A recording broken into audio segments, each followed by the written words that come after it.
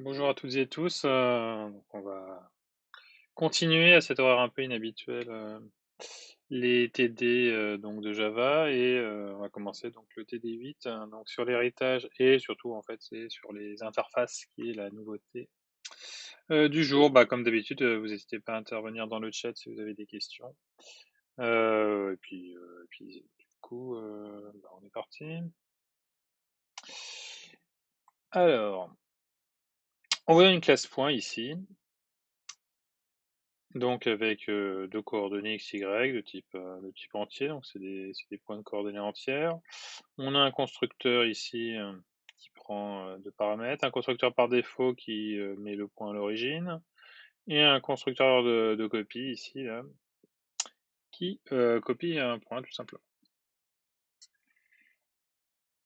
Ensuite, vous avez une méthode main donc qui crée, différents points là, un P1, un point de coordonnées 5, 2, P2, idem, P3 qui reçoit P1 et P4 qui crée un nouveau point de coordonnées 1, 1. Et il y a, ici, donc 3 affichages et on vous demande qu'est-ce que ça affiche, ici? Quel est le résultat de l'exécution? Bon, enfin, quel est le résultat de l'exécution? Il faut regarder aussi éventuellement s'il n'y a pas des erreurs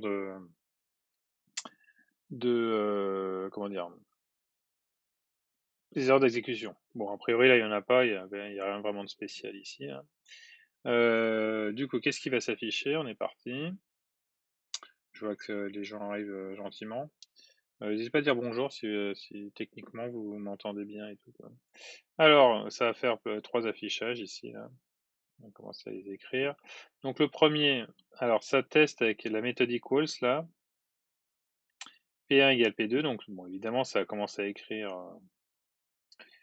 tout simplement le texte qui est écrit ici, donc P1 égale P2.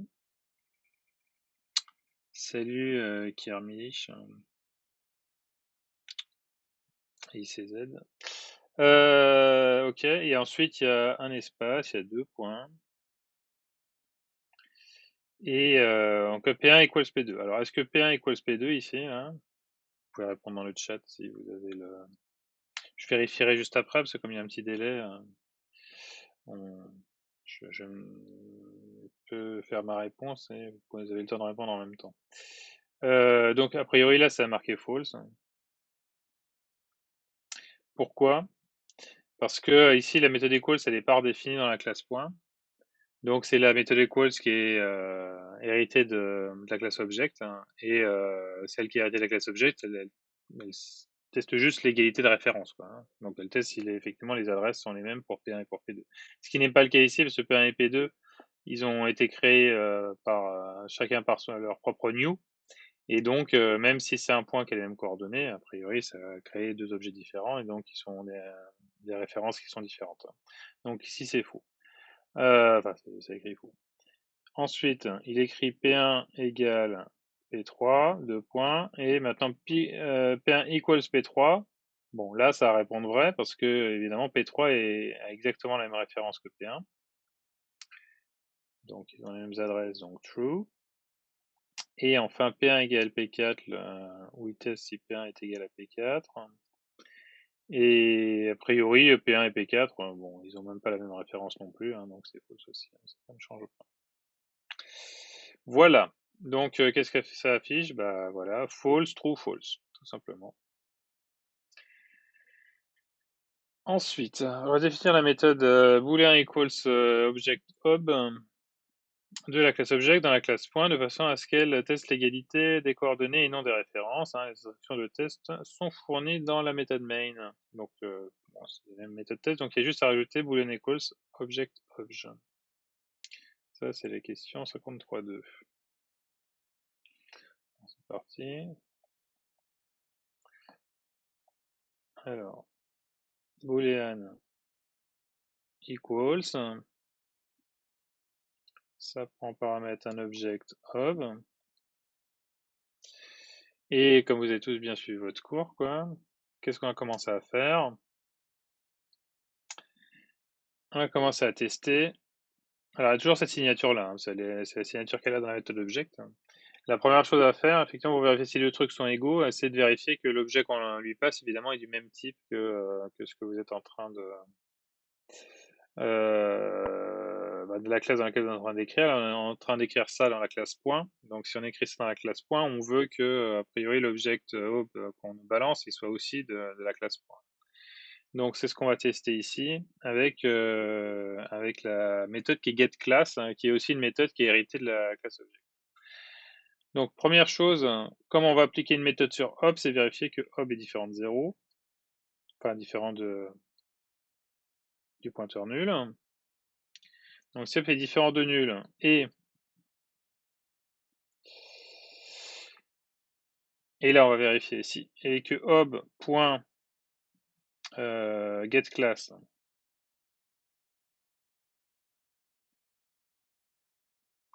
est égal à getClass tout court. Hein. GetClass, ça va être ce sera la classe point, quoi. Il demande le getClass de la classe courante. Voilà, donc si ça c'est le cas, bah, on va caster déjà en point.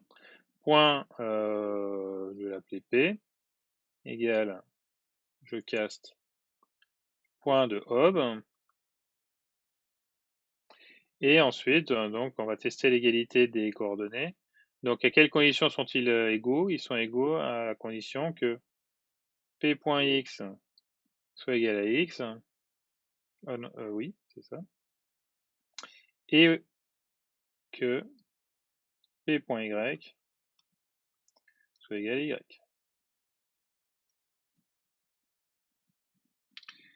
Tout simplement. Voilà. On ferme la collade. Et donc, si cette condition-là n'était pas vérifiée, à ce moment-là, évidemment, on return false. Hein, ça veut dire que soit ob est nul, soit ob est nul, soit ils sont pas de la même classe, quoi. Et ob est nul, de toute façon, l'objet courant sur lequel on appelle equals, il peut pas être nul, hein, parce que sinon on n'aurait pas pu appeler la méthode equals. Donc ça, dans tous les cas, ça envoie faux. Fermez la collade, hop, on est bon. Donc voilà la méthode, voilà, comment vous devez faire à chaque fois quand vous implémentez une méthode equals. Première chose à faire, vous vérifiez que l'objet est pas nul, qui vous est passé, et vous vérifiez qu'il est de la même classe que l'objet courant. Ça, là, le getClass qui est écrit tout seul ici, c'est this.getClass, hein, tout simplement. Et si c'est le cas, à ce moment-là, vous faites le vrai travail, vous castez évidemment l'objet dans votre classe, et vous faites les vérifications qui sont nécessaires pour ça. Voilà, tout simplement. Du coup, question suivante. Il ne demande même pas. Ouais, bon, on va regarder. Alors, que se passe-t-il dans la méthode main si on rajoute à la suite. Que se passe-t-il si dans la méthode main on rajoute à la suite les instructions suivantes? Comment résoudre le problème rencontré? Bon, on va commencer à regarder dans la méthode main qu'est-ce qui se passe en fait. 53.3. Alors, on va regarder affichage. Donc les premiers, on regardait P1 égale P2. À ce moment-là, là, il va écrire true, hein, parce que cette fois-ci, il va appeler la méthode equals qu'on vient d'écrire. Et la méthode equals qu'il vient d'écrire, elle vérifie bien que ils ont bien les mêmes coordonnées. Donc il n'y a pas de problème. Pour le deuxième, on avait, je ne sais plus, P1 égale P3. Voilà, c'était déjà égalité de référence, hein.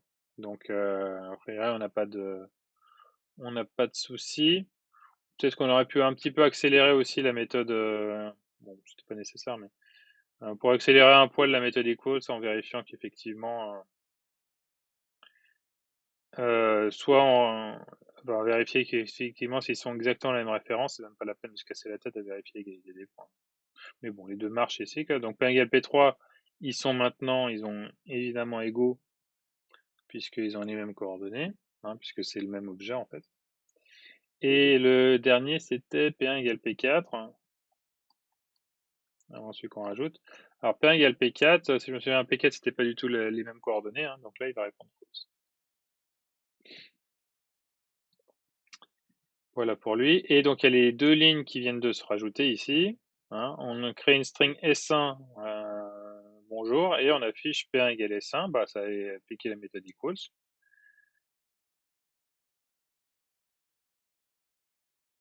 P1 égale S1, et puis ça va dire false, hein, parce qu'ils sont pas du même type. Voilà. Comment résoudre le problème? Il n'y a aucun problème. Aucun problème. Voilà. Bon, alors peut-être pour démystifier un peu le truc, c'est le genre d'exercice dont j'ai horreur, quoi. C'est qu'il suppose que vous allez faire n'importe quoi à la question 1, et ensuite il faut une question 3 du genre, ah, ah, vous avez fait n'importe quoi, corrigez-vous maintenant, quoi. Mais il n'y a rien à corriger, on a fait bon dès le début, quoi. Donc en fait, si on avait lu tout l'exercice à l'avance, je pense que l'auteur de l'exercice s'attend à ce que, a priori, vous fassiez mal la méthode equals et que vous ne testiez pas ça, quoi. Donc il s'attendait peut-être à ce que vous écriviez juste ça, et donc du coup là il y aurait eu évidemment un problème quand on aurait essayé de caster une string en point, ça effectivement ça n'aurait pas marché, quoi.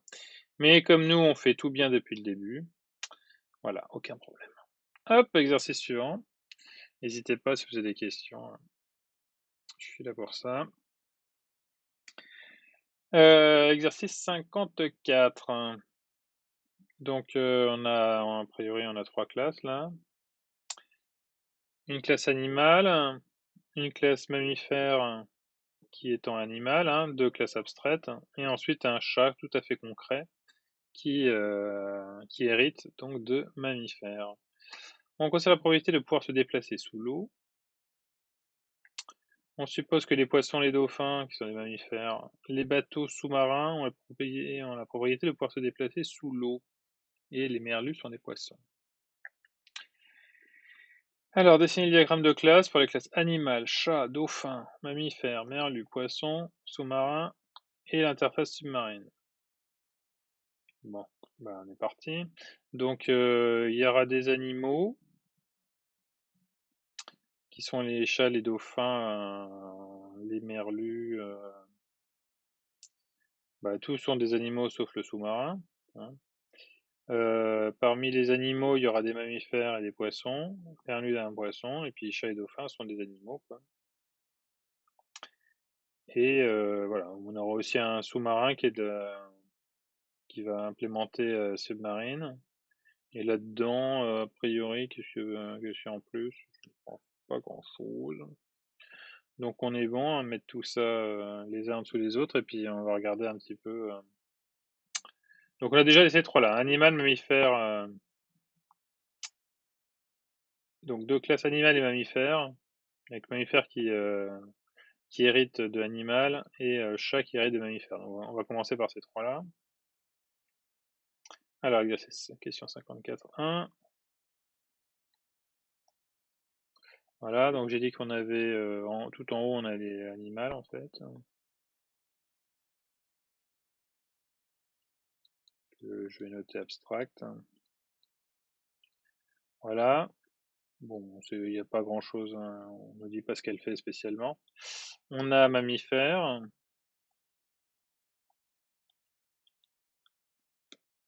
Voilà, qui elle-même elle est aussi abstracte. Voilà, et on a le chat, qui est elle tout à fait concrète. Voilà, et évidemment, donc on a les héritages ici. Hop. Comme ça, avec les triangles. Voilà, alors après, qu'est-ce qu'on nous a rajouté? Il y avait, on avait les poissons, avec un merlu comme poisson. Alors, on va la mettre abstract aussi, hein, a priori. On va dire qu'on va pas construire des poissons, des objets poissons comme ça, sans dire ce que c'est comme vrai poisson. Hop, et donc du coup, il y a merlu, qu'on va mettre ici. Voilà, un merlu. C'est rien de plus. Tac. Et ensuite, on avait le dauphin, et ensuite, c'est l'histoire de sous-marin et submarine. Donc le dauphin, c'est un mammifère aussi.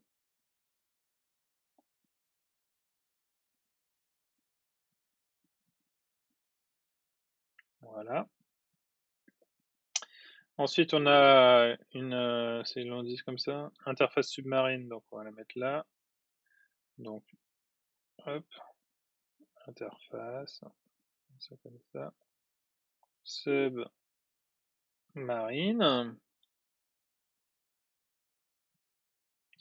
Donc ça, c'est une interface. Et on a un sous-marin aussi. Qui va être Alors, qu'est-ce qu'ils disent que submarine, en fait? Ils ont la propriété de pouvoir se déplacer. Ok. Donc, dans submarine, on va rajouter un petit truc ici. Plus on va lui mettre une méthode se déplacer, sous-entendu sous l'eau. Voilà. Tac. Et donc, il va y avoir un sous-marin aussi. Qui, du coup, implémentera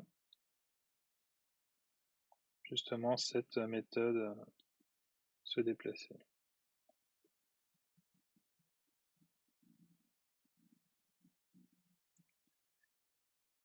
Hop, je fais ça, Du coup, je vais faire les liens d'une autre couleur là. Bon, peut-être que vous, quand vous serez sur papier, vous pouvez éventuellement les mettre en pointillé comme ça. Donc, ça, un sous-marin implémente, tout à fait concret, implémente l'interface submarine, et il y a aussi d'autres objets qui interface submarine, par exemple tous les poissons. Tous les poissons, ils implémentent submarine aussi, peuvent se déplacer sous l'eau. Et on a aussi le dauphin ici, là, qui a priori peut aussi se déplacer sous l'eau. Voilà, je crois qu'on est pas mal. Alors du coup, oui, le dauphin, faudra qu'il implémente, comme il implémente l'interface, il faudra qu'il implémente la méthode se déplacer.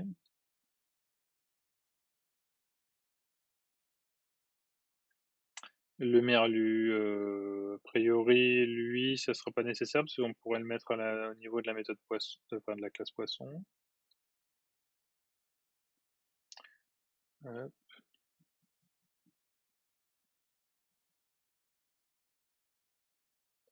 Et là, hop, se déplacer. Voilà, je pense qu'on est pas mal. Donc voilà ce qui répond pour la hiérarchie des classes. J'espère que vous êtes bien installés, que vous n'êtes pas déjà endormis.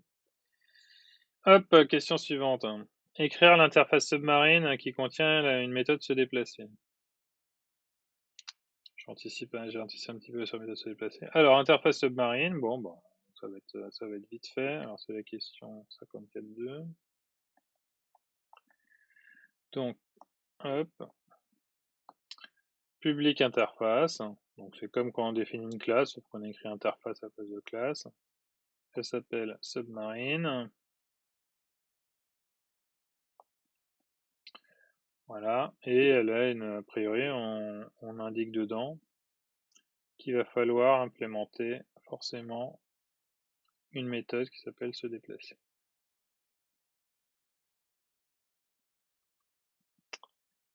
Voilà.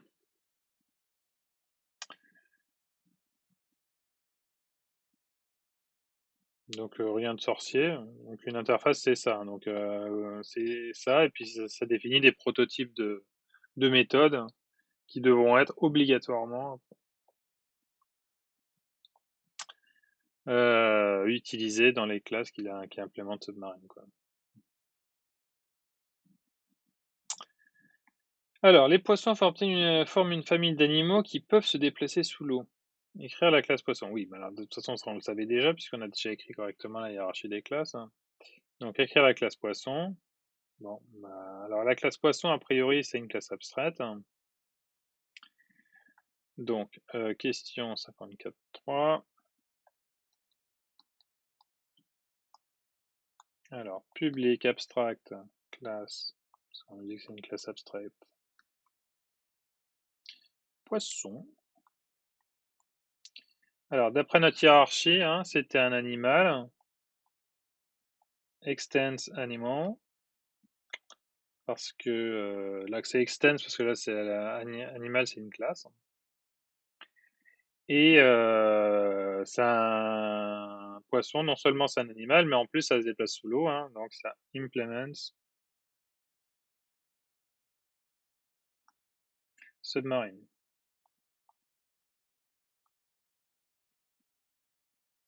Voilà.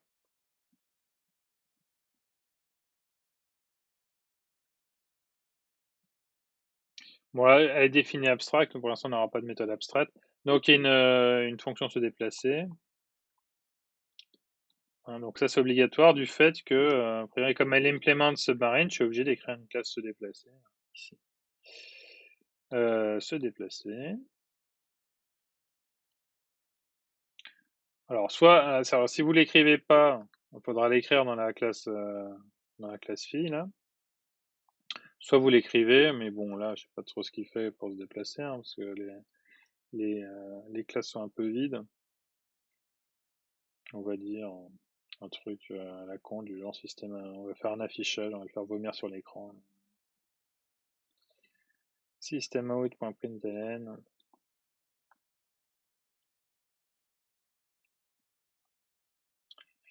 Le poisson se déplace.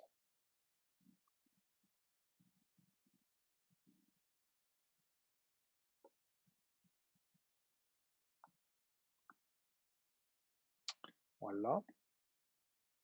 Hop, hop. Je pense que c'est tout ce qu'on nous demandait. Voilà, écrire la classe poisson. Ben voilà, je pense qu'il n'y a pas grand chose d'intelligent à faire là-dedans, quoi. Alors, question suivante. Soit la classe public classe merlu extend poisson. Un merlu a-t-il la propriété de nager sous l'eau? Bah évidemment, puisqu'il hérite de la classe poisson et qu'on vient de l'écrire.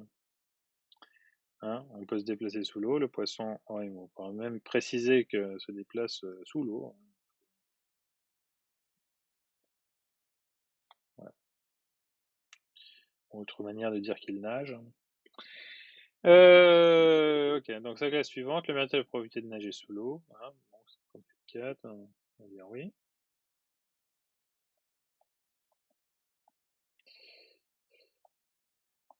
Oui. Merlu hérite de poisson, donc de se déplacer. Sous-entendu sous l'eau.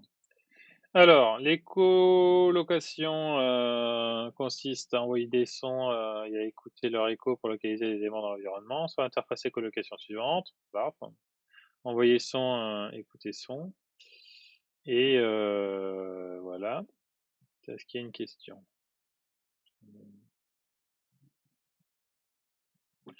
Je pense qu'en fait c'est un préalable à la question suivante. Ok, donc on a l'écolocation, il peut envoyer un son, écouter un son. Okay. Et donc un dauphin est un mammifère qui peut se déplacer sous l'eau et faire de l'écolocation. Écrire la classe dauphin. Bon, alors public classe dauphin, 54.5. Public classe dauphin. Alors un dauphin c'est pas un poisson, c'est un mammifère. Donc il extends, si vous vous souvenez de la hiérarchie de classe qu'on a écrite tout à l'heure, il extends un mammifère. À chaque fois j'ai un doute sur extend mammifère, voilà. Et il implements. Bah, il implémente c'est déjà submarine, on a déjà vu ça. Hein, parce qu'il peut se déplacer sous l'eau, virgule. Et il implémente maintenant le nouveau truc qui s'appelle écolocation. Hein. Écolocation. C'est un seul mot ou deux mots, je ne sais plus. On va écrire comme ça. Voilà. D'accord, donc une classe ne peut hériter que d'une seule classe en Java.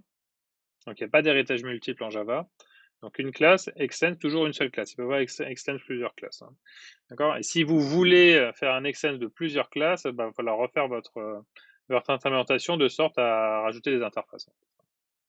D'accord. Donc la solution de Java pour l'héritage multiple, c'est les interfaces. Mais une classe ne peut extend qu'une seule classe.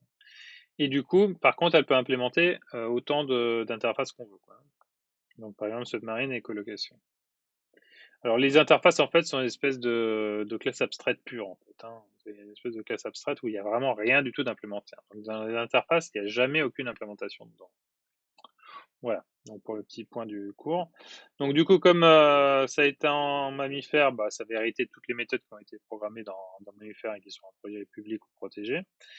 Et ça implémente submarine et colocation. Et ça vous force, du coup, à écrire forcément les méthodes qui ont été déclarées, pardon, dans, dans ces interfaces. Alors, dans Submarine, il y a une méthode se déplacer. Donc là, vous allez être obligé d'écrire la méthode se déplacer. Public void se déplacer. Voilà. Et là, vous écrivez le truc qu'il faut pour se déplacer. Hein. Mettez un système out en println si vous voulez. Hein. Donc, a priori, c'est ça l'idée. Et pour écolocation, il y avait deux méthodes. Envoyer son, écouter, je ne sais plus là. Envoyer son, écouter son.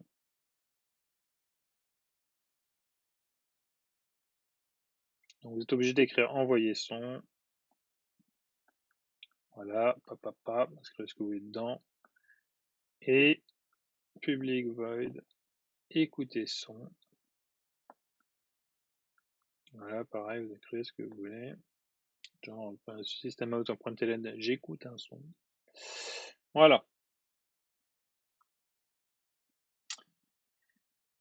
Du coup, après, un sous-marin peut se déplacer sous l'eau et faire de l'écolocation.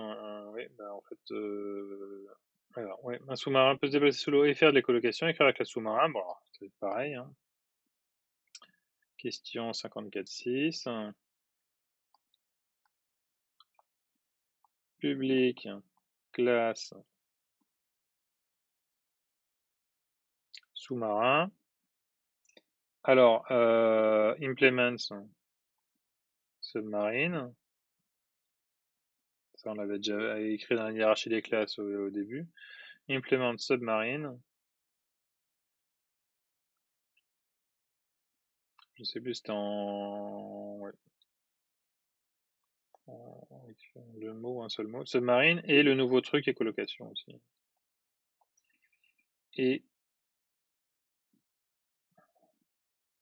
colocation.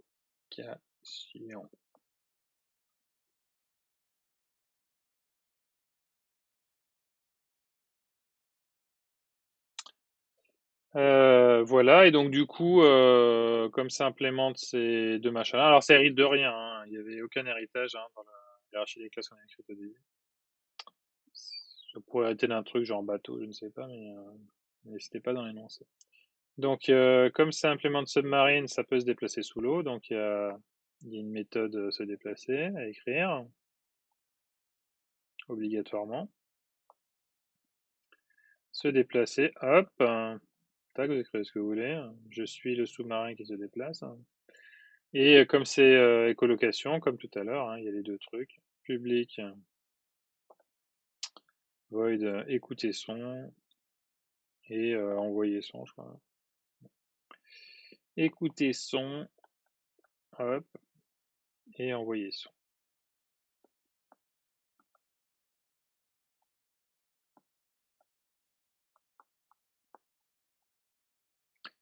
Et voilà pour lui.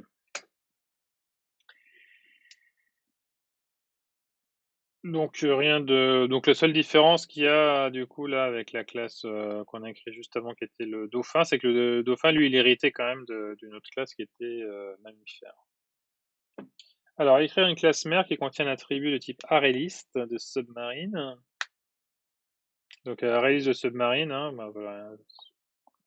C'est une classe template ArrayList. Donc ça va être un truc comme ça. Donc pour signifier que c'est un ArrayList qui contient que des submarines. Qui contient une méthode pour ajouter un élément dans la liste et une autre pour déplacer tous les éléments. Alors, qui contient une méthode pour ajouter un élément, bon, on va l'appeler celle-là, ça va dire que c'est la méthode ajoutée, Et une méthode pour déplacer tous les éléments, bah celle-là on va l'appeler déplacer tous, un truc comme ça. Et c'est une classe mère, donc a priori qu'il n'y a pas de relation d'héritage avec toutes les classes qu'on a déjà écrites, hein. C'est juste faire de la composition, c'est-à-dire que mère contiendra donc ces fameux array list de Submarine. Donc on est parti, classe mère, alors c'était la 54.7. Alors, public, classe, mère. Donc ça hérite de rien. Ça implémente rien du tout non plus spécialement. Alors, c'est composé. Donc, comme à notre habitude, on va déclarer en privé les variables. Donc, j'ai dit une array list de Submarine. Ça, c'est ce qu'ils ont demandé dans l'énoncé. Une array de Submarine, je sais pas comment on va l'appeler. Tab. Voilà, et a priori, on va directement le créer, ce qui nous évitera de l'écrire d'écrire dans un constructeur, quoi. Donc le constructeur par défaut, il saura quoi faire. New array list de Submarine, voilà, on crée ça avec le constructeur par défaut. D'accord. C'est un constructeur sans argument, donc il va créer un array list vide, hein, a priori. Et on nous a demandé deux classes. Je vais faire un peu de place. Bon, non, peut-être pas, parce que je sais pas si on va avoir de la place. Alors, public. Donc, il y avait aussi ajouté. Donc, on avait dit public void ajouté, parce que ça, on voit rien. Par contre, il faut dire ce qu'on va a priori ajouter, et on ne peut ajouter que des submarines dedans.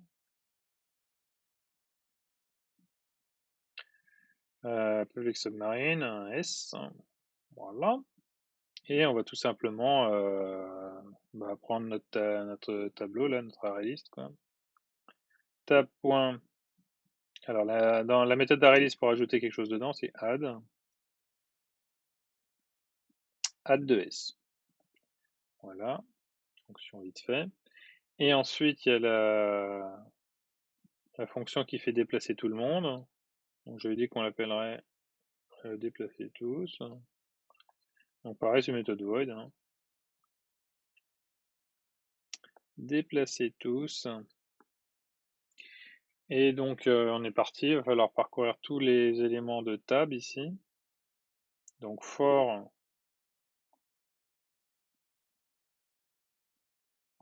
submarine s 2.tab. Ça, je vous ai déjà montré cette syntaxe-là pour parcourir des éléments comme ça qui sont itérables. Donc, qui revient à dire, en fait, for i égale 0, int i égale 0, tant que i est inférieur à tab.length plus i, et utiliser ensuite tab de i à l'intérieur de votre méthode. Mais là, on va parcourir directement avec s. Donc, s. Et donc, comme c'est tous des submarines, elles ont toutes une méthode se déplacer. Hop, comme ça, je déplace tout le monde. Tac. Et la classe mère est terminée, je ferme la collab. Donc, a priori, ça a l'air d'aller. Je vois pas de questions.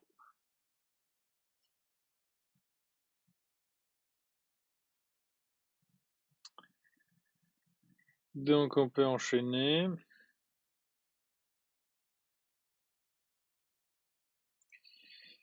Question suivante. On suppose que l'on est dans une méthode main d'une classe test submarine. Créer une mer, y ajouter un merlu, un dauphin et un sous-marin, puis les déplacer dans la mer. Alors, une classe test submarine avec un main. Alors, 54.8. Vous me dites si je vais trop vite. Si vous n'avez pas le temps de recopier, si vous recopiez,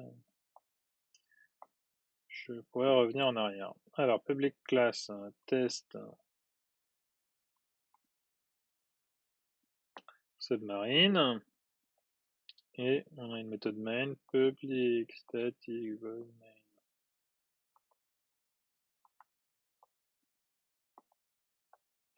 String axe. Ok. Donc, qu'est-ce qu'on nous dit? Donc, créer une mère. Mère égale new mère. J'adore le Java, c'est tellement verbeux. Y ajouter un merlu, un dauphin et un sous-marin. Mère.ajouter un new merlu. Voilà, on n'avait pas écrit de constructeur particulier, donc on va utiliser le constructeur par défaut. Ajouter, alors j'ai déjà oublié, un merlu, un dauphin, un sous-marin. New dauphin.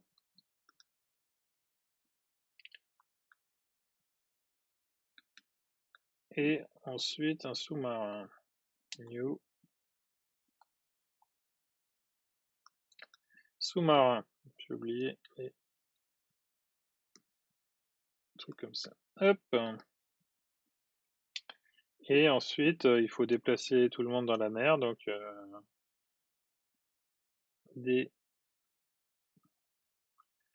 déplacer tous.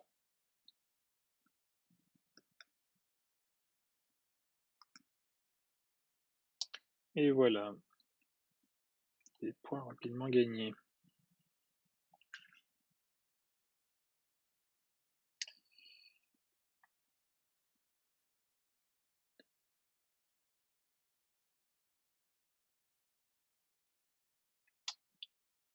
Donc ça c'est question 54.8. Je crois pas, on va peut-être arriver au bout de cet exo. Peut-on ajouter un chat dans la mer? Bah... Ah, d'accord. Ouais. Bon, alors peut-on ajouter un chat dans la mer? La question en fait, donc si on la traduit. Donc si je veux ajouter un chat dans la mer, hein, c'est très mer ajouter new chat. Donc c'est ça. Donc si je traduis en fait, donc ça serait d'écrire mer.ajouter de new chat. Alors allons vérifier à nouveau ce que mer. La méthode ajoutée de mer, ce qu'elle attend en fait.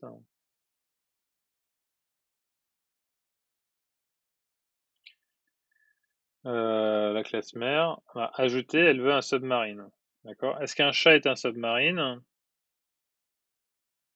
A priori non. Hein, le dauphin était bien un submarine, on l'a fait implémenter dans la hiérarchie des classes, mais pas chat. Donc peux-tu ajouter un chat dans la mer? Question 54.9, non. Non. Car chat. Je vais bien écrire caché. Chat n'est pas un submarine. D'accord, donc il y aura une erreur de compilation. Hein. Si on essaye de le faire, ça sera une erreur de compilation. On nous dira précisément que effectivement chat n'est pas un submarine, quoi. Donc il peut pas être il peut pas être casté en submarine. Donc ce sera une erreur de compilation si on essaye. On suppose qu'une certaine espèce de chat très particulier aime nager sous l'eau dans la mer. Peut-on ajouter une classe chat sub correspondante à cette espèce? Et faut-il modifier la classe mère pour cela? Bah non, comme on vient de le voir, en fait, le chat là, et le chat sub là, il suffirait que qu'il soit un submarine lui-même, donc il implémente submarine. Donc on va déclarer 54.10. Oui, on pourrait très bien écrire une classe public classe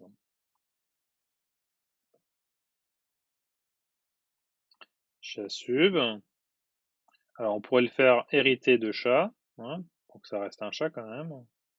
Donc il hérite toutes les propriétés du chat tout à fait classique. Hein. mais en même temps qu'il implements submarine, du coup il pourra nager là.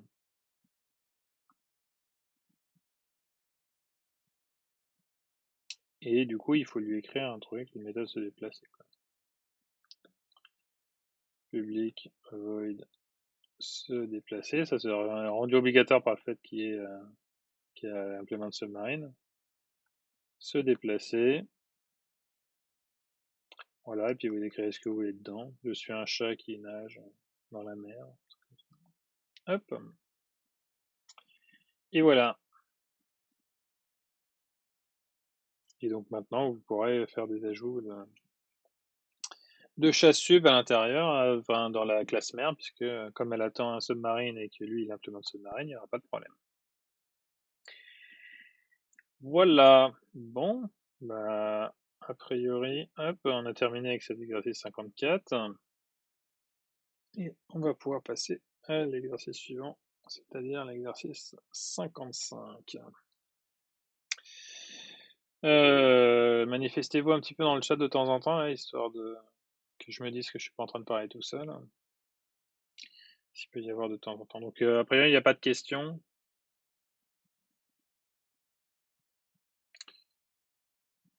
J'espère que vous n'êtes pas en train de réviser votre contrôle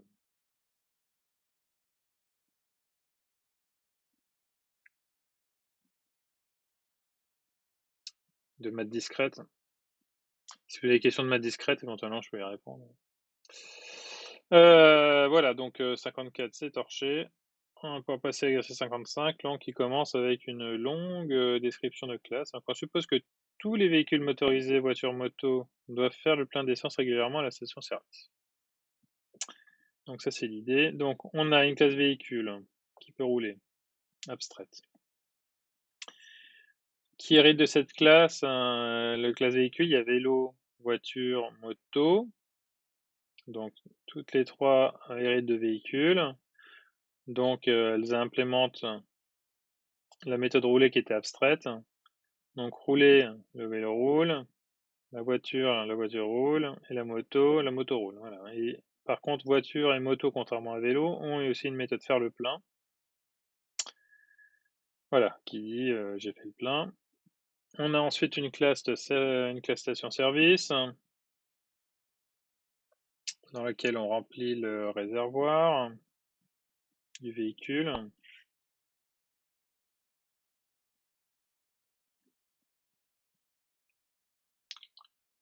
Je vais vérifier que le chat fonctionne. Ça marche.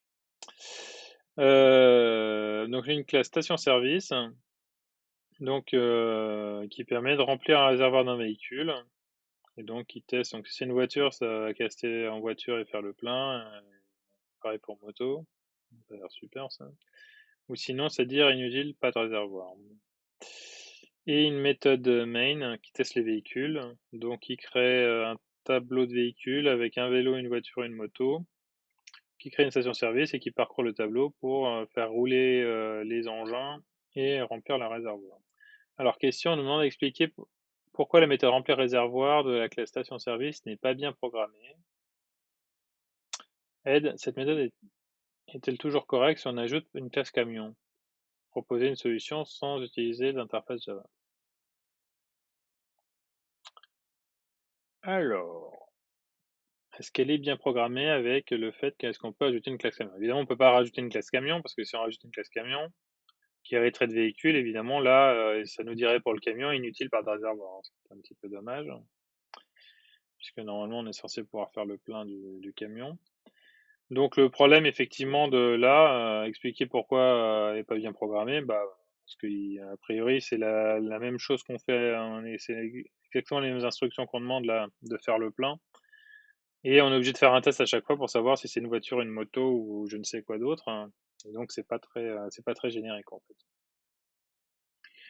Donc là, on vous donne une solution sans utiliser d'interface. Là, le problème, effectivement, c'est que faire le plein.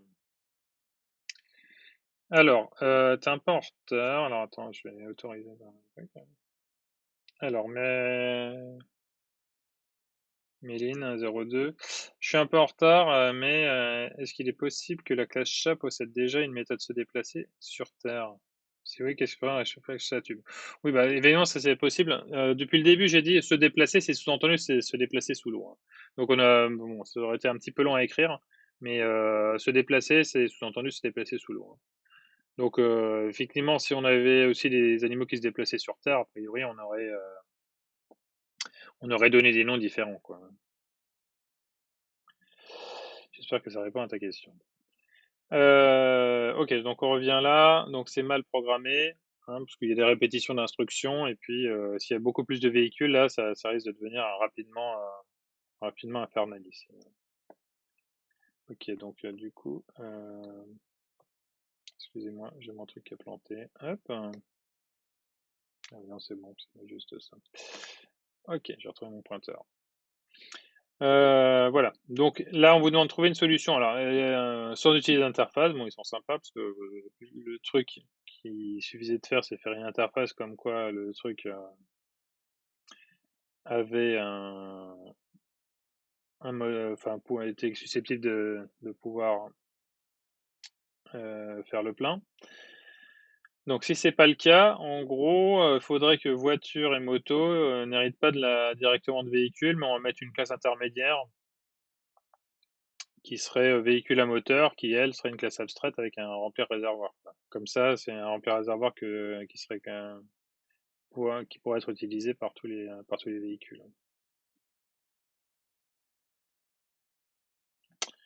Et donc la station-service, du coup, on pourrait la changer pour que, a priori, il y aurait juste à tester si c'est un véhicule à moteur. Donc on va peut-être faire ça, hop, parce qu'on n'a pas le droit aux interfaces pour l'instant. Alors c'est la question 55.1.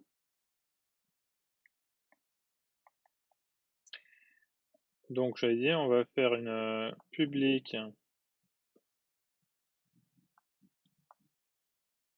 je n'arrive pas à écrire. Public, classe, véhicule à moteur, extends, véhicule,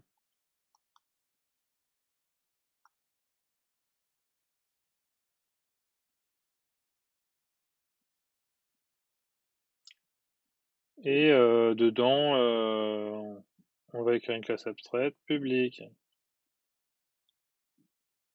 abstract, void, faire le plein.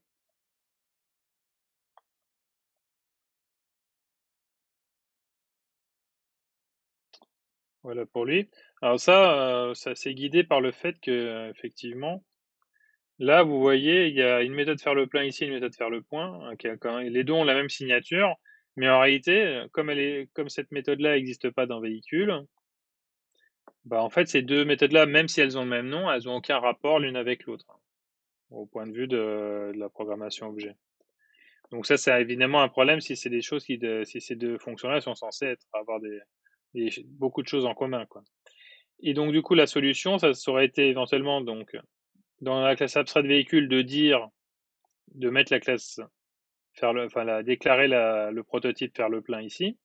Mais là, il y aurait eu un problème parce que du coup, vélo se serait mis à hériter de faire le plein aussi. Alors que les vélos, après, ne peuvent pas faire le plein. Donc effectivement, la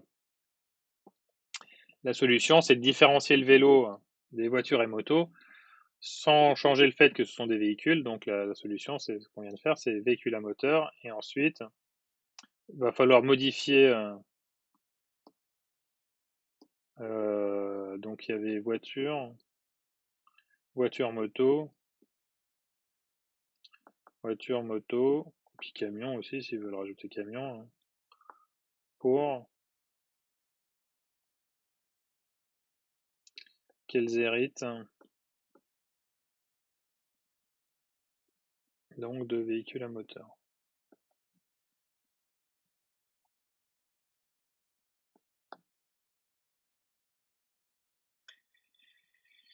Et donc, est-ce qu'on a terminé? Après, il demandait donc proposer une solution, ouais, bon, ça on peut donc remplir du coup, on va changer remplir réservoir de la station-service.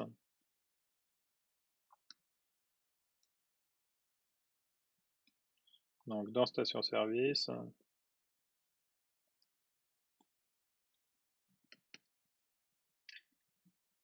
on avait voilà, public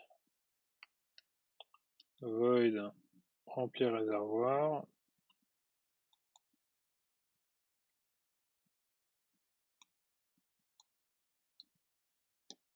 Donc ça prenait en argument un véhicule.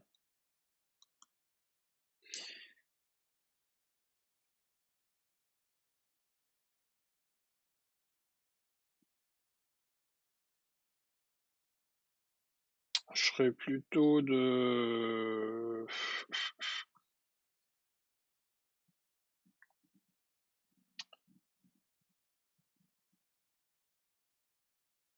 Ouais, bon, on va la laisser comme ça pour l'instant, quoi. Moi, j'aime pas trop. Bon, on va tester donc si c'est un véhicule à moteur. D'accord, bon. On va la garder effectivement dans le même esprit où elle était déjà, quoi. Donc ça se fait de la manière suivante. Donc V, faut vérifier si c'est un véhicule à moteur. Donc il y a un opérateur qui s'appelle instance of. Donc si V instance of véhicule à moteur, donc c'est un opérateur, hein, c'est pas une fonction ni une méthode, hein, donc ça s'écrit comme ça. Euh, véhicule à moteur.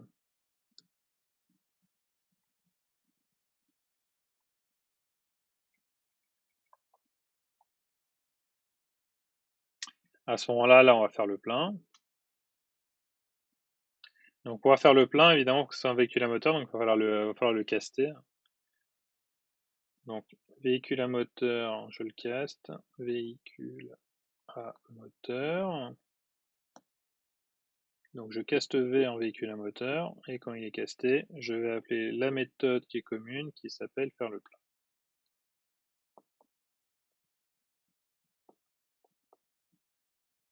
Voilà. Donc, ça, c'est dans le cas où j'ai, a priori, c'est un véhicule à moteur. Sinon, bon, là, il y avait un système out en println.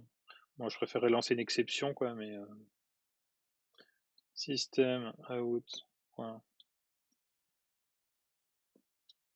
println de pas nécessaire, quoi. Je sais plus ce qu'il y avait écrit. Voilà, je ferme la collade. Voilà. Donc je suis un peu gêné parce que parce que j'aime pas trop programmer les choses de cette manière-là. Parce qu'en réalité, si on veut remplir un réservoir, ici, on a supposé que, a priori, on devrait mettre ici un argument véhicule à moteur. Et laisser le test de vérifier que c'est un véhicule à moteur à la fonction, enfin, qui va appeler remplir réservoir, quoi. Parce que là, à chaque fois, on va payer le prix de vérifier si c'est un véhicule à moteur, parce que ça, c'est pas gratuit non plus, hein, c'est du temps d'exécution, quoi.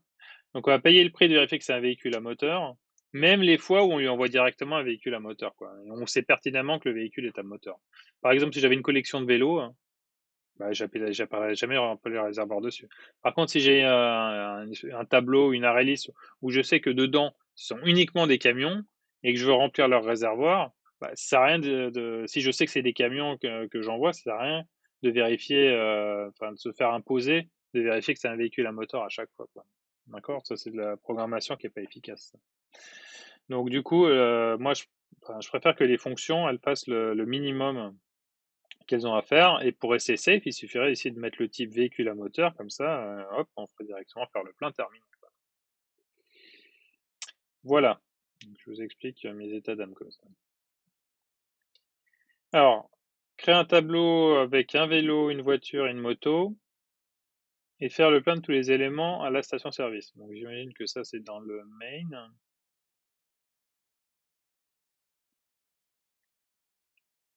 Mais c'est déjà... En fait c'est déjà fait ça.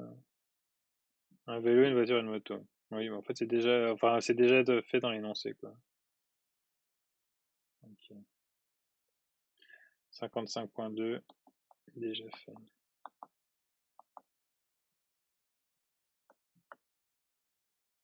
D'accord, c'est déjà écrit dans dans l'énoncé là, au tout début. On avait déjà test véhicule qui est écrit.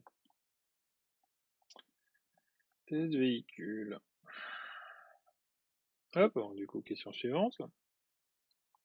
Donc maintenant, on suppose qu'il existe des engins qui ne sont pas des véhicules, par exemple une tondeuse, une tronçonneuse, mais dont on veut quand même pouvoir faire le plein à la station-service. La solution précédente fonctionne-t-elle? Proposez une solution. 55.3. Alors non, ça ne fonctionne plus.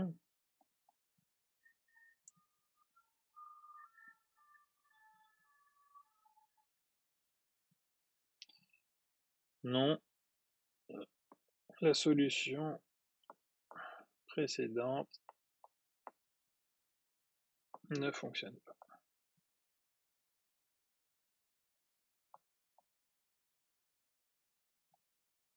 Car tondeuse, ou les autres, quoi, tondeuse, tronçonneuse, devraient hériter de véhicules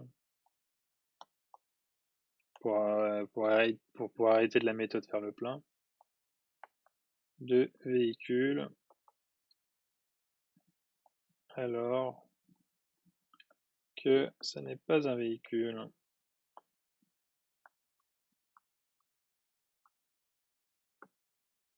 Même s'il y a des tondeuses où on peut monter dessus, elles ont un volant, quoi. Bon, on va dire que c'est des tondeuses qu'on pousse. Ok, donc solution. Donc on va revenir à la solution qu'on aurait dû faire, mais dont on nous a empêché de la faire parce que dans la question il y avait sans utiliser d'interface. Donc là, on va devoir, on va faire ça avec une interface, quoi, du coup. Alors,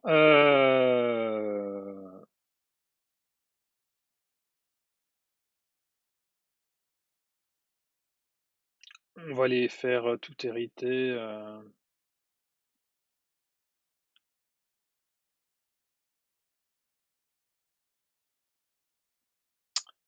Bon, il y a plusieurs solutions. Alors, si on voulait essayer de continuer de faire sans interface, là, on serait coincé. C'est ça que je voulais dire. Si vous voulez vous imposer de ne pas utiliser d'interface encore, à ce moment-là, vous avez, pour l'instant, on a véhicule ici. Vous avez véhicule à moteur. Voilà, hop. Dans les véhicules à moteur, vous avez moto, vous avez voiture, hein, auto. Et vous aviez aussi, donc les vélos, ils étaient là, quoi. Donc la question maintenant, c'est qu'on va mettre une tondeuse.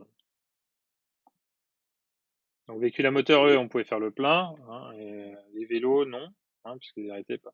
La tondeuse, on peut pas la faire arrêter de véhicule à moteur, parce que c'est pas un véhicule. Donc du coup, on pourrait se dire, bon, on va pas pouvoir mettre, on pourrait faire un truc engin dans lequel je mettrais faire le plein.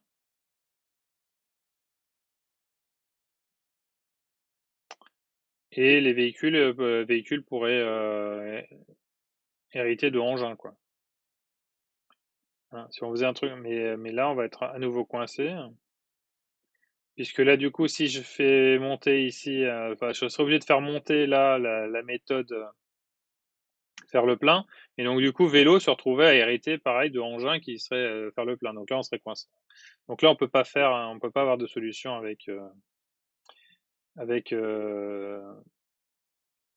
une classe engin comme ça qui serait au-dessus de tout le monde. Donc la solution, en fait, ça serait de rajouter une interface, quoi. Qui serait plutôt,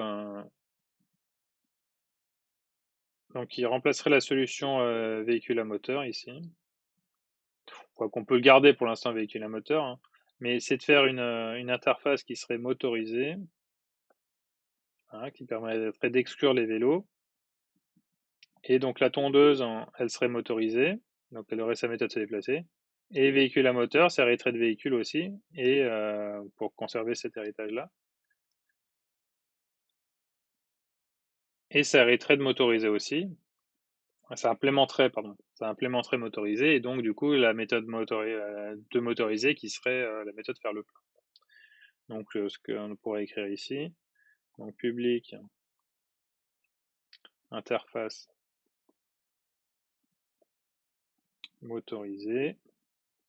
Et dedans, il y aurait un public void faire le plein. Je crois que ça s'appelait comme ça. Oui. Faire le plein. Voilà, comme ça.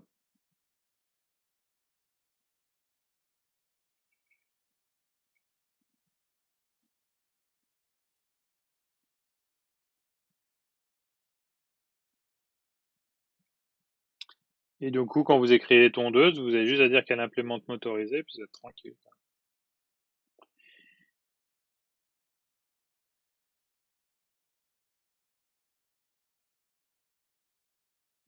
Et donc du coup là sur votre là, ce qu'on a écrit là sur la donc la test véhicule c'est déjà fait. Quand on avait réécrit la méthode, je vais trop vite.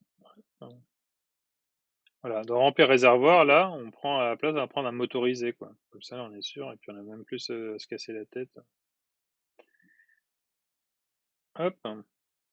Et ensuite dans la classe station service,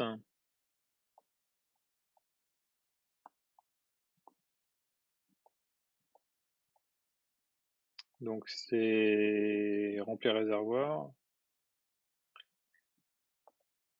On aura public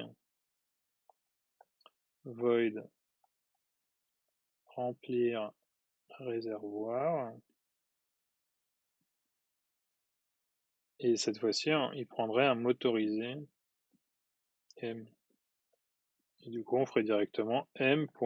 Faire le plan.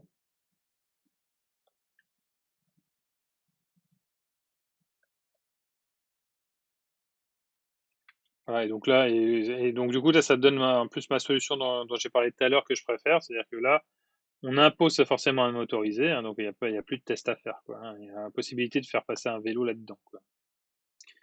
Et donc du coup, si on a un tableau un peu générique, hein, on essaie de remplir des réservoirs, ben, là, c'est la fonction appelante qui est chargée de faire ce test, hein.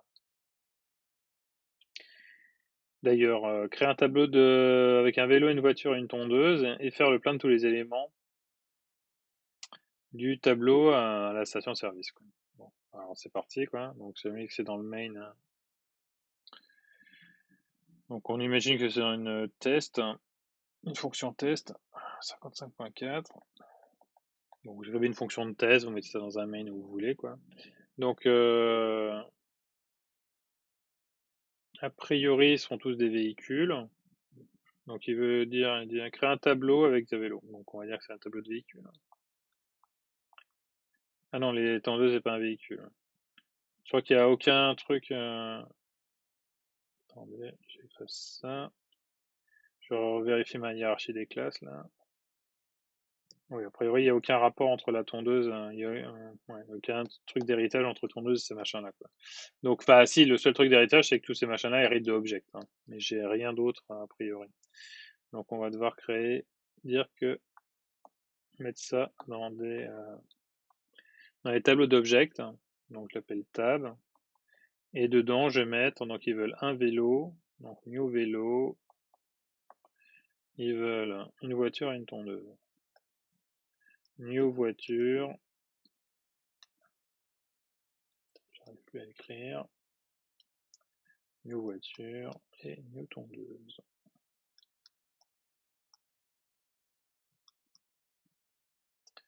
Voilà, hop, point virgule.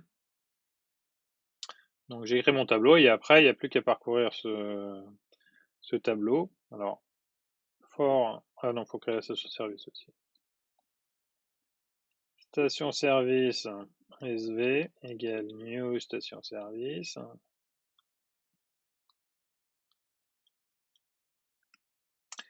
Et maintenant, for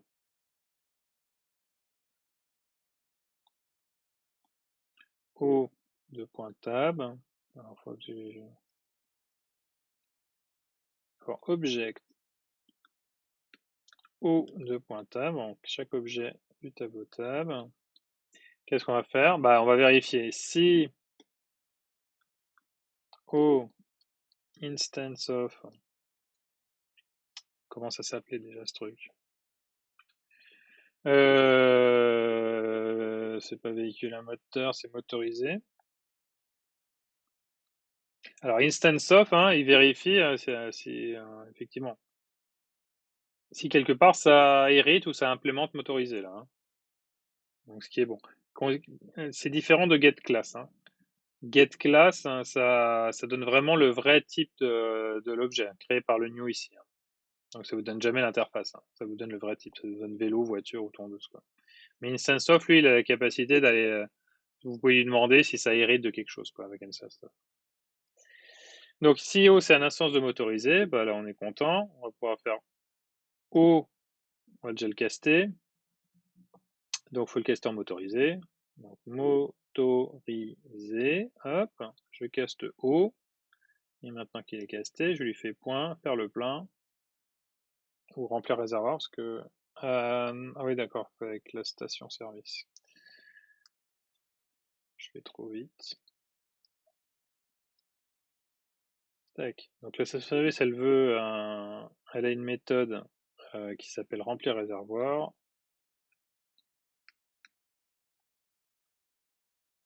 Réservoir. Qui attend un motorisé, donc je vais lui donner un motorisé en castant l'objet en motorisé, puisqu'on a le droit. Ça ne provoquera pas d'erreur, puisque c'est bien une instance de motorisé. Voilà, hop. Donc vous avez des petites lignes à écrire là, dans un main. Comme on vous le demande. Alors, il nous reste une quarantaine de minutes. Voilà, voilou. Bah, on est bon. Il n'y avait rien d'autre dans la question. Deuxièmement élément, la station service. Bah voilà, on a rempli le réservoir de tout le monde. Alors, nous souhaitons gérer une grande liste de véhicules à moteur, chacun d'eux ayant comme propriété de pouvoir démarrer et s'arrêter. Pour clarifier l'organisation des véhicules, nous utilisons une hiérarchie incluant les roulants, donc possédant en rouler, et les volants, incluant une méthode de voler, et les flottants, une méthode naviguer. Donner la hiérarchie d'interface à créer. Ah, mais c'est une nouvelle question, ça. C'est un nouvel exo. Ah oui, bah oui, on en était à 1055, oui, c'est un nouvel exo, oui, mais effectivement, j'ai pas recopié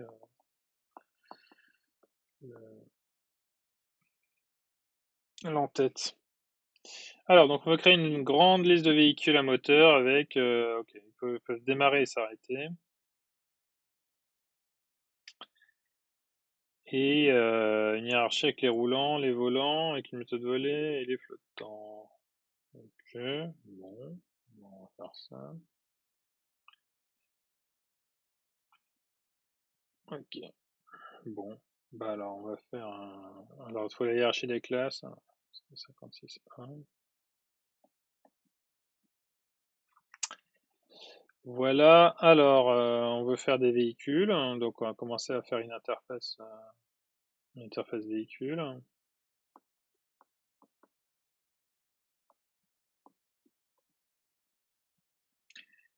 Donc cette interface véhicule, on va lui demander d'avoir deux trucs, c'est démarrer et s'arrêter.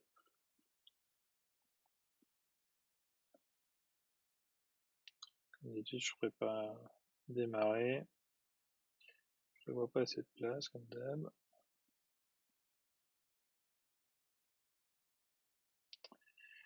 Alors démarrer, hop, et une méthode s'arrêter.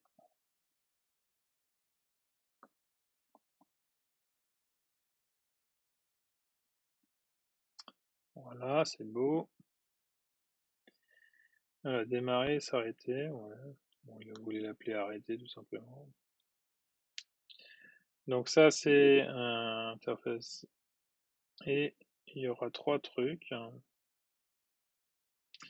Le premier c'est les roulants. Donc interface. Alors ouais, je vais les mettre en. Ça, on va laisser comme ça. Bon, je vais les mettre en pointillé comme ça. Parce que c'est des héritages d'interface. Alors interface aussi. Donc les roulants ont la possibilité de rouler, me semble-t-il.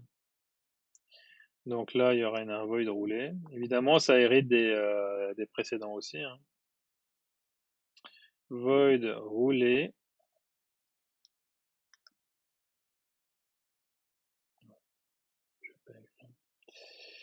Tac. Donc voilà pour les roulants. Hop. S'il y avait d'autres, les volants. Voilà. Interface volant. Avec un plus void volé.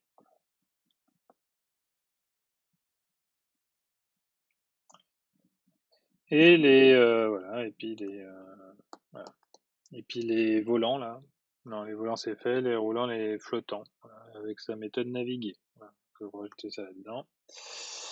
Et après hier on est bon. Alors ouais, j'avais dit qu'on les mettait plutôt en pointillé les trucs là.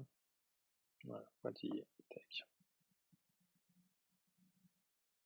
On va dire, juste pour dire que c'est les interfaces. Donc là, on vous donne une hiérarchie d'interfaces. Donc les interfaces peuvent hériter d'autres interfaces, hein, et donc elles s'enrichissent au fur et à mesure qu'elles héritent, quoi. Enfin, qu'elles implémentent, on va dire, hein, quoi. Mais enfin, c'est plutôt héritage, hein, parce que la syntaxe c'est extends, quoi. Donc voilà, je vais noter ici, hein, c'est extends, hein. D'accord, donc les classes implémentent des interfaces, mais si c'est des interfaces entre elles, elles s'extendent aussi, hein, comme les classes entre elles s'extendent aussi, quoi. Donc on peut enrichir comme ça les interfaces avec en déclarant une nouvelle interface qui l'étend et en lui rajoutant des trucs dedans. Alors, donner la signature de la classe voiture et les méthodes à coder impérativement, quoi. Donc, signature de la classe voiture, 56.2. Alors, public classe voiture. A priori, c'est une méthode qui est tout à fait concrète. Et donc, il faut qu'elle implements roulant. Donc, a priori, c'est un véhicule roulant. Et donc, on doit, comme ça, comme je l'ai dit, hein, dès qu'on implémente une interface, on est obligé de coder, enfin, soit de coder, soit au moins de déclarer dans une classe abstraite, redéclarer la méthode, quoi. Donc, il faut un public void. Donc, il y avait des trucs déjà de véhicule. Il y avait démarrer, arrêter. Donc là, vous écrivez ce que vous voulez, là. Système out de bidule chouette, là.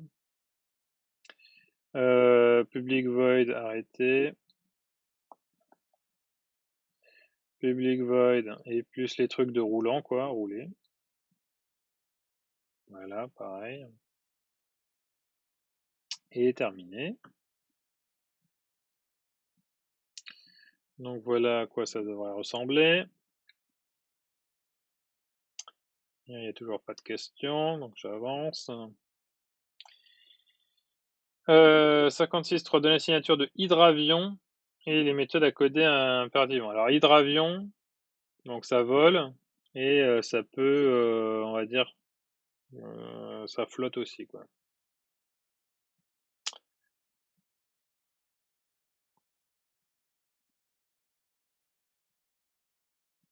Donc 56.3. Alors public classe hydravion implements. Donc c'est à la fois un volant et un flottant. D'accord. Quand vous avez implements avec plusieurs, hein, ça c'est séparé par des virgules comme ça. Implement volant, donc il y aura void, enfin public void, parce qu'en fait super verbe en Java. Public void démarrer.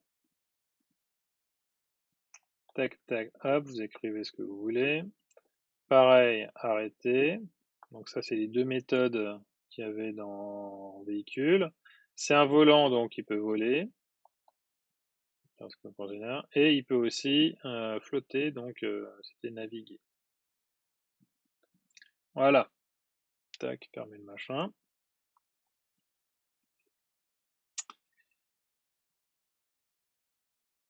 D'accord, donc ça, c'est juste pour vous montrer que vous pouvez faire des hiérarchies d'interface, en fait, quoi. Donc dès que vous pouvez factoriser, un peu de code, quoi, vous foutez ça dans une interface au-dessus, quoi. Et oui, donc a priori, l'exercice 56, il est terminé. Alors, je vérifie s'il y a encore du monde. Ça va, ça vient, hein, OK, il reste une demi-heure. Ah, mon ennui devient profond, là. Parce que comme il y a personne qui participe, quoi, j'ai vraiment l'impression de parler tout seul, et des exos chez les fers, donc ça me saoule un peu de faire le guignol là devant tout le monde, quoi. Bon, OK, c'est parti.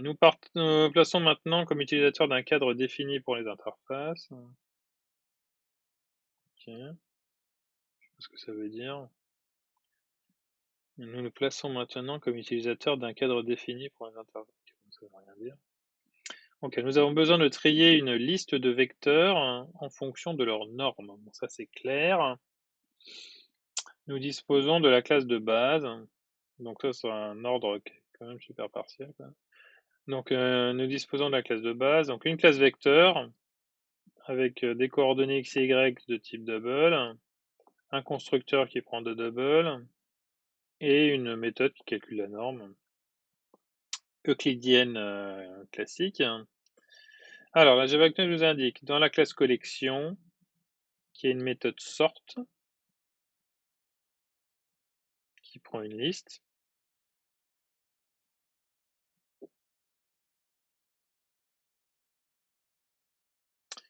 et qui trie la liste, quoi. On a aussi une méthode force qui prend une liste et un comparateur et qui trie la liste selon le comparateur qui est donné. Et on a une interface comparable. Donc, a priori, ça c'est pour le premier élément là. Il trie selon avec c'est le truc implémente comparable. Et comparable, c'est un truc qui demande d'implémenter une interface qui demande d'implémenter une méthode qui s'appelle compareTo, qui compare avec n'importe quel objet et qui dit s'il est plus grand, plus petit ou égal. Et on a aussi l'interface comparator là qui est demandée ici, qui est une interface dans laquelle il y a aussi une méthode qui compare deux éléments entre eux.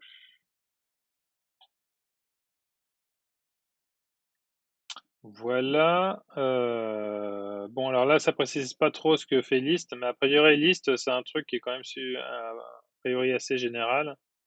Il y a un certain nombre de choses qui héritent de list, hein, et donc on va voir ça. Indiquer les modifications effectuées dans la classe vecteur pour utiliser comparable. Ok. Donc comparable, c'est une interface dans laquelle on demande d'implémenter compareTo. Donc on va dire que vecteur implémente ça et on va du coup définir une méthode compareTo à l'intérieur de donc, cette classe vecteur. Donc on est parti. Donc c'est le 58.1. Hop, j'écris 58.1. Alors public classe vecteur. Ouais, c'est parti. Implements. Alors, qu'est-ce qu'il nous dit dans la documentation? Pas grand-chose. Donc on va dire implements comparable de vecteur. Bon, vous avez pas vu les templates là, mais c'est pas grave. Alors, comparable, c'est une interface qui peut être templatée, comme on dit en néologisme anglais, quoi, par le type qu'on est en train de comparer, quoi. Donc du coup, c'est vecteur, quoi. C'est un truc que je vous dis pour comparer des vecteurs. D'accord? Sinon, parce qu'avant, en ancien Java, on écrivait juste comparable et donc du coup, ça prenait forcément un object. Et donc c'était un peu, disons, un peu trop général, quoi. Du coup, là, maintenant qu'on peut templater comme ça, quoi, c'est vite de se trimballer des objects. Donc, en revanche, enfin, donc implémenter comparable, ça demande, ça oblige Donc, à écrire une méthode qui s'appelle compareTo. Voilà, ce qui était donné un truc. Et là, du coup, ça va prendre un vecteur plutôt qu'un objet. Un vecteur, ouais, bon, on va l'appeler O, on va l'appeler V. Donc ça prend un V. Et maintenant, ça doit dire si ce vecteur V, il est plus grand, plus petit ou égal au vecteur courant en fait qu'on a ici. Donc le but là, alors on va partir du principe que on fait pas n'importe quoi. Et donc, les vecteurs qui sont donnés là-dedans sont des vrais vecteurs, quoi. Donc on n'a pas de nul ou donc on n'a pas de vecteur, enfin de vecteur nul. On n'a pas d'objet nul, hein, et que c'est forcément du coup là on n'a pas de problème, c'est forcément des vecteurs qui sont donnés ici. D'accord, mais on suppose, hein, bon, je peux pas écrire, hein, que V est différent de nul. Hein. Pas s'emmerder. Voilà, si jamais il était nul, après ça en serait une exception. Donc on va calculer les deux normes. Alors norme pour le premier. Bon, n égale, bon, ce serait 10.norm. Hein. Je n'aime pas écrire les 10, le Java c'est déjà assez verbeux comme ça. Un double NV qui va être la norme de V, lui par contre. Voilà, et maintenant, soit vous renvoyez -1 à -1, 0, 1. C'est un petit peu bizarre, mais bon. Si n inférieur à NV,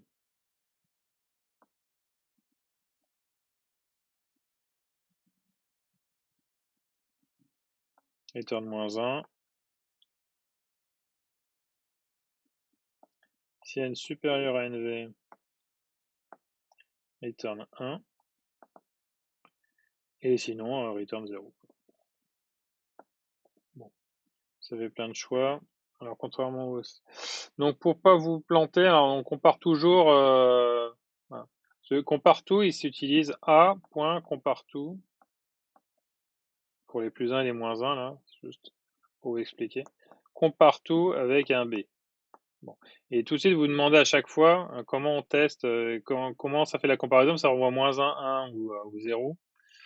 Alors, je sais pas, il faudrait que je vérifie, c'est vraiment dans la norme du Java ce truc-là, quoi, parce que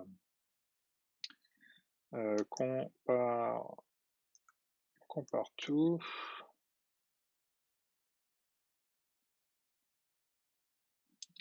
Pour les comparables. Ouais, en fait, non, mais les retours, a priori.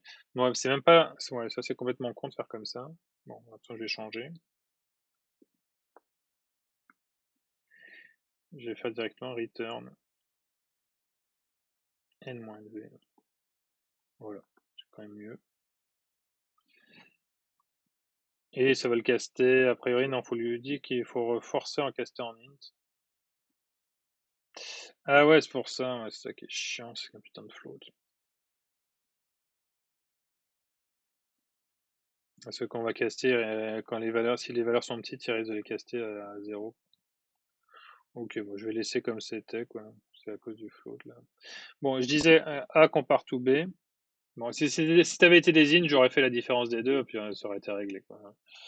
A compare to B, alors ça veut dire que quand on va tester le truc dans des if, en fait,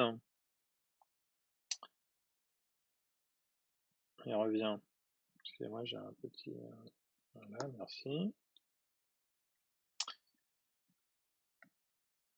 Ok, il a tout viré. Super, je te remercie. Bon, vous vous souvenez de ce qu'il y avait écrit. Donc quand il y avait A,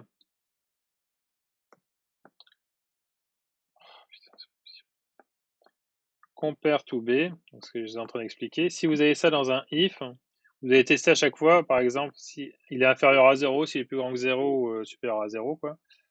Et ça, en fait, ça revient, hein, c'est équivalent à A strictement inférieur à B, hein, dans le même sens. Hein. A, B inférieur à 0, vous déplacez l'inférieur entre les deux, ça revient à inférieur à B. Quoi. Hein, ça revient à A moins B inférieur à 0. Et donc, du coup, quand vous écrivez la méthode ici, int compareTo, qui prend ici un vecteur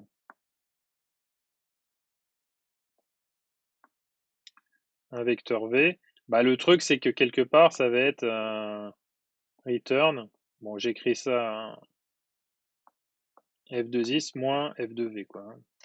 D'accord, ici la fonction f, la fonction f correspond à ici la norme, d'accord, mais c'est dans ce sens-là, hein. Vous faites 10, vous imaginez que le 10 il est devant là, c'est le 10 et le v, et pour avoir l'ordre, effectivement, c'est cette différence-là qu'il faut faire pour avoir effectivement que la comparaison se fasse dans l'ordre dans lequel on l'écrit. Voilà, je vais juste faire ce petit aparté, quoi. Alors, donner le code main effectuant le tri d'une liste de vecteurs. Alors, on sait déjà que, a priori, on a un truc de tri alors d'une liste de vecteurs, ouais. On va prendre une ArrayList, hein, parce que c'est ce qu'on utilisait déjà. Donc un trait d'une liste de vecteurs générale, une liste de vecteurs générée aléatoirement. Oui, donc, enfin, c'est des vecteurs qui sont plutôt générés aléatoirement par rapport à leur norme. D'accord. Donc dans l'énoncé, on vous montrait qu'il y avait une méthode sort, effectivement, qui prenait en argument une liste. Donc on va, a priori, on va faire ça, quoi. Donc une classe, bon, ça serait dans une classe test, en fait, quoi. Alors 58.2. Alors, public, classe, bon, test. Après, on va mettre un, comme d'habitude, public, static void main, main, string, arcs. Ouf. Ok, c'est parti. Alors, on va créer un truc qui soit une liste ou bon, on va prendre un array list, hein, ça hérite de liste. Donc, dans array list, vous avez du coup une méthode sort, une array list de vecteurs. Donc, on va créer ça, égale new array list de vecteurs. Hop, fermez ça, hook. Et ils en demandent combien? Créer une liste de vecteurs, ouais, il n'y a pas de nombre. Bon, on va en créer 10, on n'en fait rien.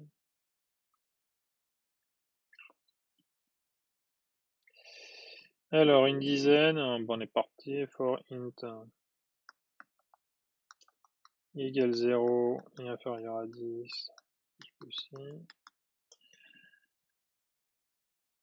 et donc la méthode on l'a vu tout à l'heure là, j'ai oublié de donner un nom, il n'y a personne qui suit, je vais l'appeler tab, tab égale, donc tab de i, si vous êtes là, bah merci pour les vidéos. Tu viens d'arriver, non? Tab de i, non, pourquoi je l'ai, non.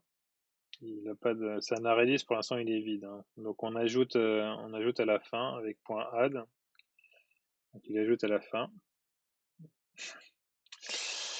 Add de new. Alors on dit qu'il faut créer, c'est des points, c'est quoi déjà? C'est des vecteurs. New vecteur, et il faut lui donner des coordonnées au hasard. Donc on va faire des random. Alors un petit mat random pour le x. Hop, ouais, virgule. Virgule est énorme. Et un petit mat random pour y. Voilà. On va suffire largement. Hop, bon, voilà. Donc on a créé tous les vecteurs ici.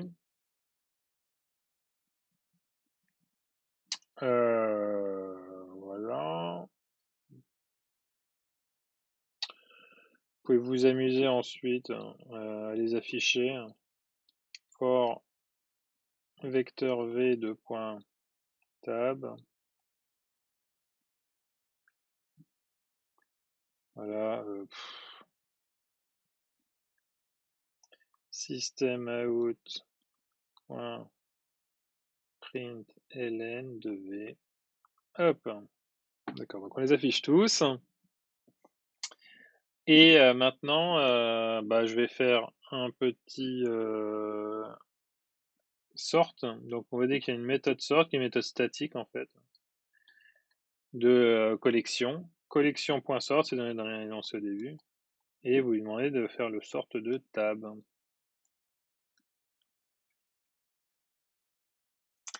Et pour vérifier qu'ils sont bien triés ensuite, on va faire un for, on va reparcourir notre tab pour lui demander donc le système.println là, de v.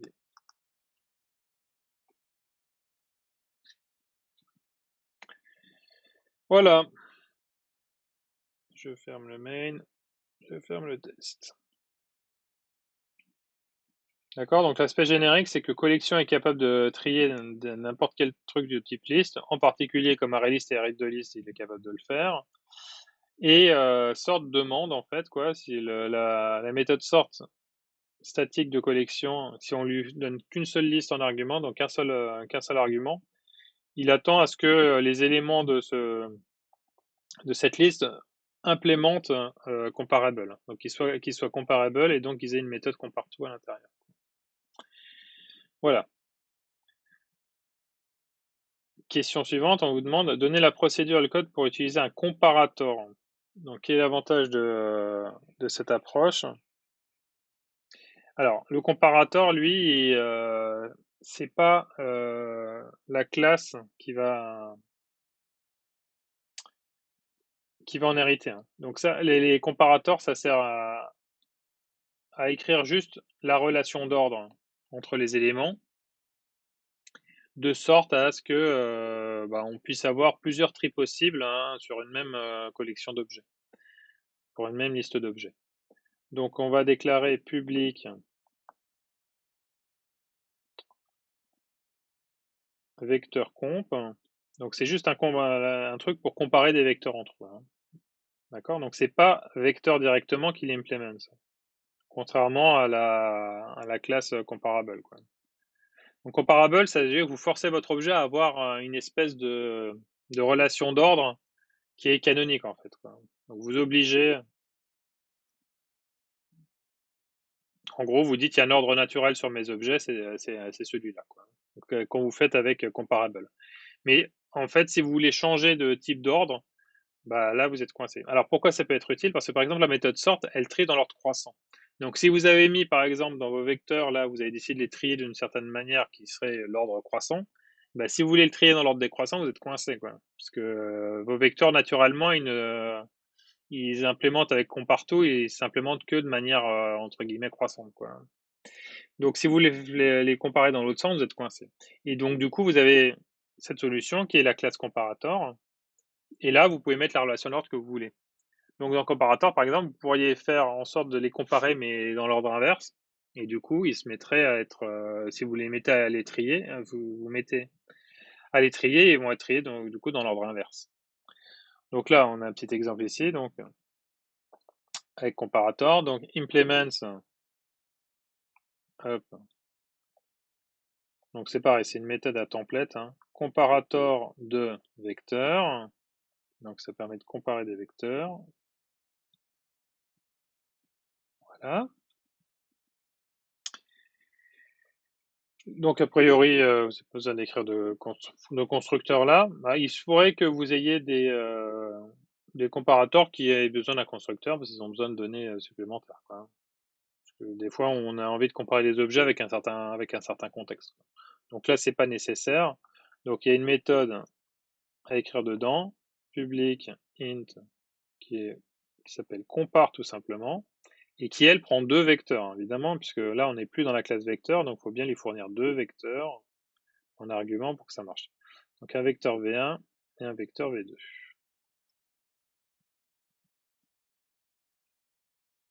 Et a priori, on va faire le même code que tout à l'heure. On prend un double, donc la norme du premier, ça va être V1.norm. Un autre double, norme 2 là, ça va être v2.norme. Et une fois qu'on a fait ça, bah, il n'y a plus qu'à refaire les tests, hein. Donc si n1 inférieur à n2 return 1, non, c'est là, du coup, c'est moins 1. Avec ma truc, d'accord. N1 inférieur à N2, c'est N1 moins N2 inférieur à 0, donc vous renvoyez un truc inférieur à 0. Donc return moins 1. Si, c'est pas une couleur, si c'est N2 qui est inférieur à N1, là vous returnez 1. Et dans tous les autres cas, vous returnez 0. Alors, question, c'est pas une question, toi, BASDEF, ouf.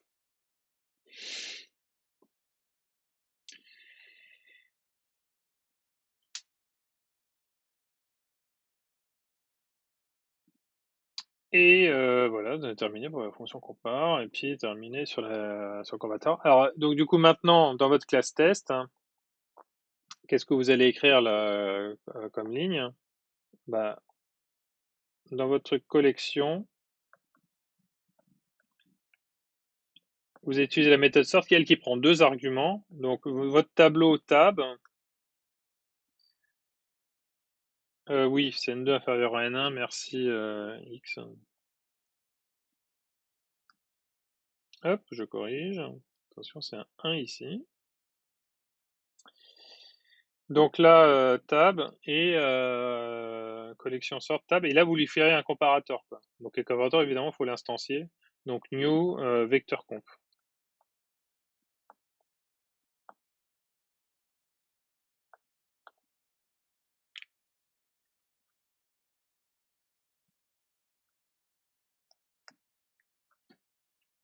Voilà. Et donc là, du coup, il va trier.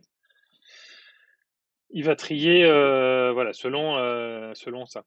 Alors vous voyez que effectivement, comparateur, c'est beaucoup plus générique en fait, quoi. D'accord? Comparable, l'interface comparable dans vecteur, là, ça veut dire qu'en gros, vous avez un ordre naturel et puis vous pouvez rien changer, vous pouvez pas en changer, quoi.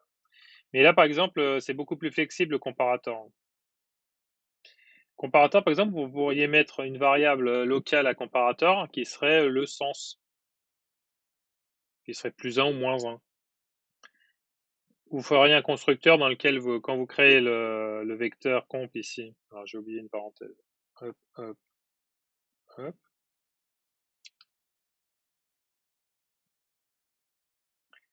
Là, vous pourriez imaginer que, ouais, elle a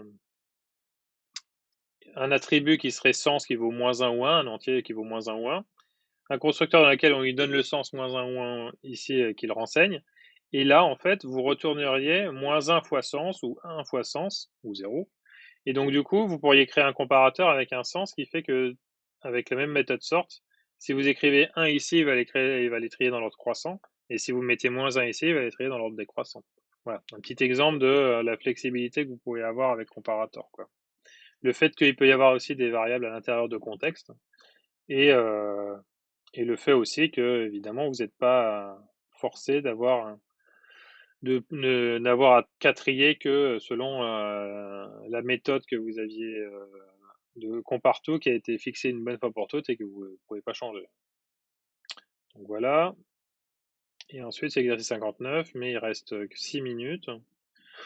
Donc, on va sans doute s'arrêter là. On va juste en prendre connaissance rapidement. Qu'est-ce que ça raconte, ça? Donc, une classe abstraite A, une classe B qui hérite de A, avec sa méthode affichée, qui dit je suis un A, et une classe C qui hérite de A aussi, et qui dit qu'elle est un C. Donc, en gros, on a A, on a B ici, et on a C qui est là. D'accord. Et elle est abstraite, elle. Voilà, tac, tac, tac, méthode de C, méthode de B, ok. On souhaite créer une classe qui gère une liste d'objets dont la classe mère est A. Expliquez la ligne 1. Oui, oui, qu'on explique à liste, quoi. J'essaye de comprendre la question. En même temps, on a bientôt terminé. Donc la classe 1, c'est import java utile.arraylist. Donc ouais, bah on importe arraylist, quoi. Bon, pourquoi pas. Bon, bah on importe la bibliothèque arraylist parce qu'on en a besoin. On en aura peut-être besoin, je ne sais pas. Donc la question reste vite fait. Alors écrire la classe liste de A qui possède une seule variable d'instance appelée liste, hein, qui est de type arraylist. On voit documentation d'arraylist. Ajouter un constructeur qui prend en paramètre un objet à créer installation, ce constructeur crée 50 projets de type B. Ok, bon. Bon, tu vois, il n'y a pas de difficulté, quoi. En gros, on prend un arraylist d'objets A et puis on crée des trucs dedans. Ok, donc bon, il reste 5 minutes, on va pas y passer. Après, on va pas traiter cet exo. Après, je sais pas ce qu'il raconte. Afficher liste qui appelle la méthode afficher chacun de ces objets. Utile méthode main. Donc, bon, il y a pas de difficulté là-dedans.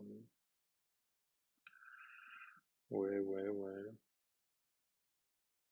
Bon, bref. Ouais, je vous laisserai regarder ça. Du coup, on va s'arrêter là-dessus, parce que j'ai bien bossé. Vous un petit peu moins. Donc, du coup, ça va être à votre tour. On se retrouve, bah, comme d'habitude, d'ici. Donc, on va commencer à 10h45. On se retrouve sur le Discord, comme d'hab. Et je peux vous dire tout de suite, a priori, les exos qu'il va falloir traiter, parce que comme ça sera fait. Alors, voyons voir ça. Donc, a priori, c'est des exos qu'on n'a pas traités. Il y avait sûrement un trou dans les exos que je vous ai présenté. Donc, en TME, on va faire le 57 et le 60. Ouais. 57-60, ou sinon ceux qui sont sur le web aussi, quoi. Donc, vous regardez, hein, a priori, depuis le Moodle, là, sur la page de Vincent Geek. Donc, ces deux exos-là, ils doivent être répétés, plus des exos supplémentaires si vous allez vite. Mais a priori, là, je répète, hein, donc on va faire 57, c'est sur l'interface réversible, et l'exercice 60 qui est sur le chemin de fer. Voilà. Et après, vous avez d'autres exos qui suivent. Voilà, donc on va s'arrêter là. Je vous remercie de votre attention et de votre. Vous avez été très sage et très silencieux. Et on se retrouve d'ici un petit quart d'heure là en TP sur Discord. Voilà, à tout à l'heure.